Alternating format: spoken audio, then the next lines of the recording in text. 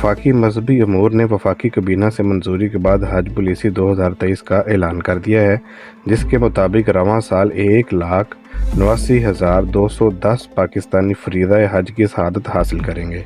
हज कोटा 50% सरकारी और 50% निजी हज स्कीमों में बराबर तकसीम होगा। सरकारी स्कीम के तहत शुमाली रीजन का पैकेज 11,75,000 जबकि जनूबी रीजन का 11,65,000 रुपये होगा। मुफ्त हज का तस्वर नहीं होगा। गुज़िश्ता 5 सालों के दौरान हज करने वाले रवां साल रेगुलर हज स्कीम में दरख्वास्त देने के अहल नहीं होंगे। सरकारी और प्राइवेट हज स्कीमों के निसफ कोटा की बुकिंग स्पॉन्सरशिप स्कीम के तहत की जाएगी, ताहम पाकिस्तान से डॉलर जमा कराने की ममानियत होगी।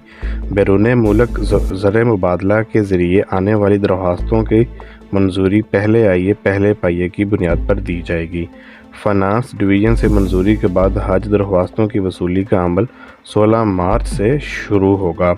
जुमा को वज़ीर मजहबी अमूर मुफ्ती अब्दुल शकूर ने हज 2023 की पॉलिसी का ऐलान प्रेस कॉन्फ्रेंस करते हुए किया। उन्होंने कहा कि वफाकी काबीना ने अपने कल के इजलास में हज पॉलिसी 2023 मंजूर कर ली है।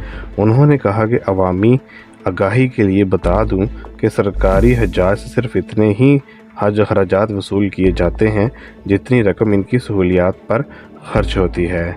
नाजरीन, आपसे गुजारिश है वीडियो को लाइक, कमेंट और शेयर करना मत भूलिए। शुक्रिया।